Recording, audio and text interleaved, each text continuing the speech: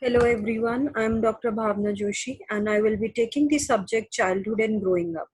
So today in this subject we will be discussing about the social issues, the counseling of children for coping with stress. This topic is in your unit 4 of childhood and growing up, B.Ed 101. So, with respect to social issues, we will be dealing with three social issues and the counseling of children for coping with stress. The first social issue which we will be discussing is regarding the separation of parents. Now, first we will discuss about the problems faced by children due to separation of parents. So, mostly it has been seen that the parents who engage in legal dispute over the custody of their child, this all these things, the custody of child and case and everything may result in ugly scenes of disputes, quarreling and fighting among the parents, which have a negative impact on the child. Then the child are forced to make their choices to either remain with the mother or the father. So again this will result in the psychological conflict in the child. Then the next problem which is faced by child is while he or she is forced to live with the single parent, child is deprived of the most of the privileges and socio-psychological advantages or need satisfaction which is usually enjoyed in the company of both the parent. So this again is a problem which is faced by the child.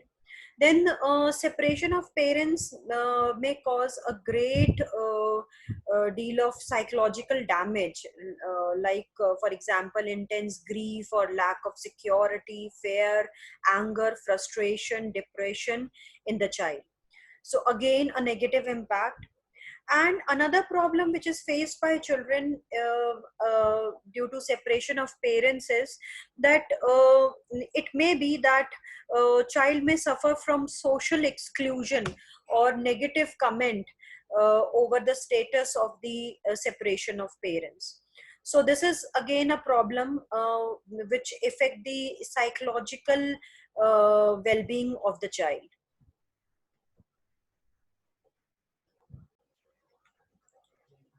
So now let's discuss the counseling of children in case of the separation of parents. So first of all, it is very important to help the child by creating an environment of trust in expressing his or her emotions. That is giving an environment in which the child is trusting the counselor and is freely expressing his or her emotions, what he or she is feeling about the separation of the parents. Then it is very necessary to create a conducive environment for useful dialogue between the child and the counselor. Next thing which is very important in counseling session is it is very important to be open and talk, engage in a very supportive communication.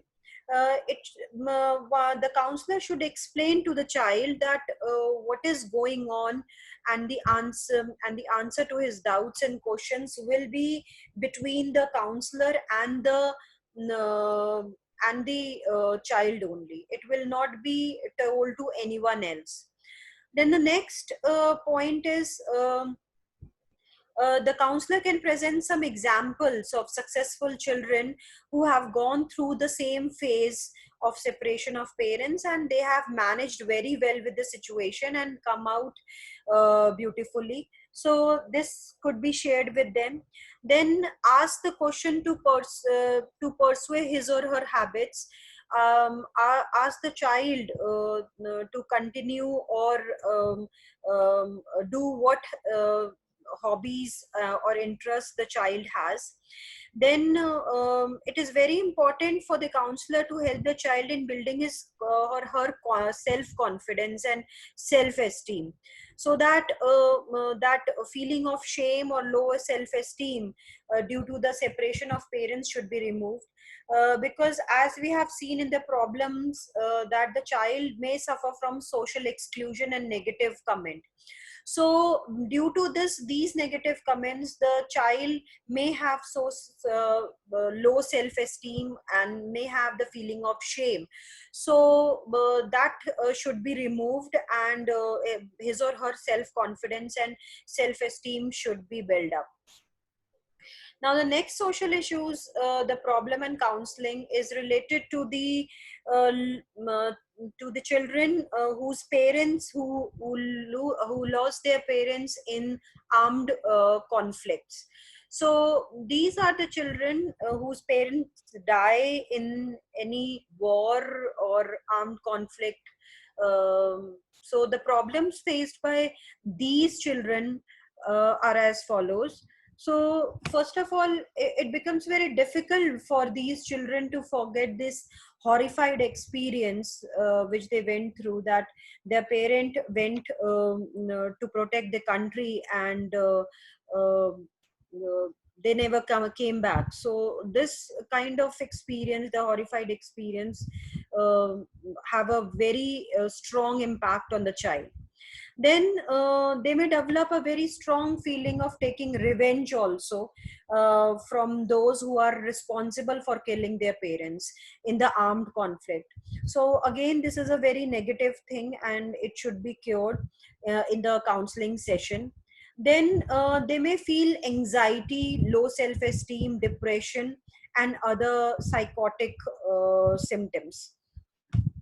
Now the counseling of these children should be like, the counselor should encourage them to express their feelings, resentment and anger, their fear, their phobia, whatever related to the experience which they have encountered at the time of loss of their parent in the armed conflict is very important, because that expression is very important. That fear, that anger should come out, because in long run it will have a negative impact upon the personality of the child.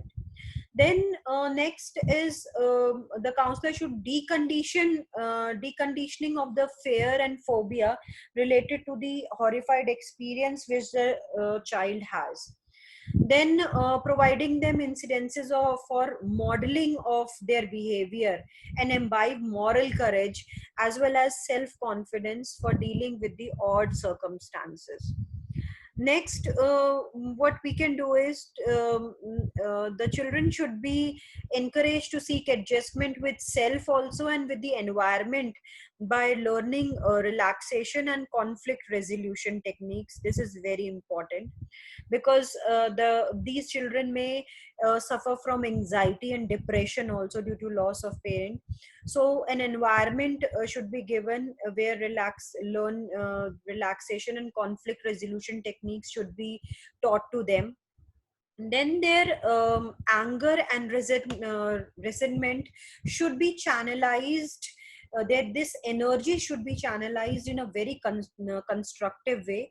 Constructive activities should be told to them, which will help them to channelize this negative energy into positive one. Then to help them in working as models for others in coming out of the similar difficult situation faced. So this could be one of the way of counseling. So this is about the loss of parents in armed conflict. Next social issue is related to child abuse. Now, according to WHO, child maltreatment usually referred as child abuse and neglect include all forms: physical and emotional ill treatment, sexual abuse, neglect, and exploitation that result in actual or potential harm to child's health, development, and dignity. So this is a very important concern, and we have discussed about child abuse in the other lectures also. The problem faced by victims of child abuse is they have a very fearful behavior. All the time they are under fear that someone will again abuse them, whether physically, emotionally, sexually. So nightmares, depression, unusual fear is there. Then it could be that they could have abdominal pain, bedwetting could be there, especially when the child has already been toilet trained. So that this shows that there is fear in him or her. Then it could be that the child, the victim, could attempt to run away from the situation, from his or her family. And extreme sexual behavior that seems to be inappropriate for the child's age could be seen in these children. Then sudden change in self confidence could be seen. That means there is very low self confidence in these children. Then headache or stomach aches with no medical cause could be one of the problem. Then increased nightmares, school failures, low achievement, academic achievement, extremely passive or aggressive behavior, both ways, either extremely passive or extremely aggressive behavior. Or the child may desperately affectionate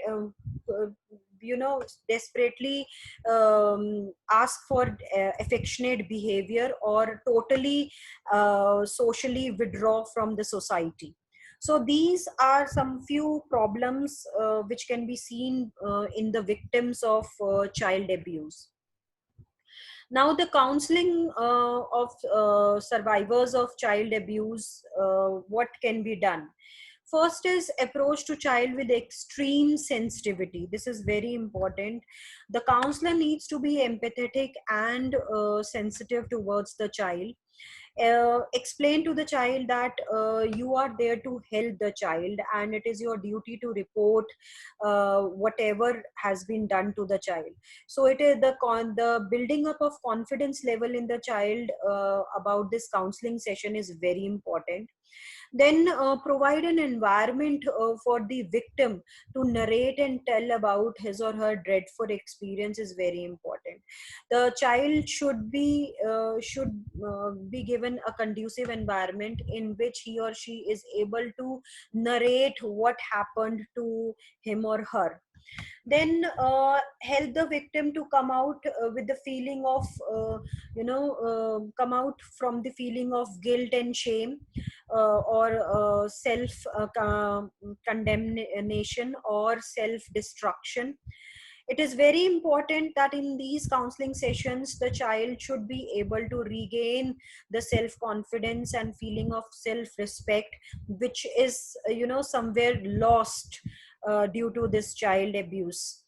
Then the counseling session should help them in regaining their trust in the social relationships, company of elders and peers, because due to this child abuse, as we have discussed in the earlier lectures also, that basically child abuse is done by the people who are in the family members who are known to the children, the majority of them. So after that incident, the child loses its trust over the social relationship. So it is very important that through counseling session, that trust in the social relationship and the company of elders and peers should be built up. Then while counseling, no direct or leading questions should be asked. Rather, there should be open ended questions, so that more and more information could be gathered from the child. Then it is very important to consult the peers, friends of the child, so that a better understanding of the situation can be gained by the counselor. So these are few of the tips which can be done in the counseling session for the survivors of the child abuse. So I hope you all understood about the social issues, basically the problems and the counseling which is required in case of First, we discussed about separation of, in case of separation of parents, then loss of parents in armed conflicts, and thirdly, child abuse. Thank you very much.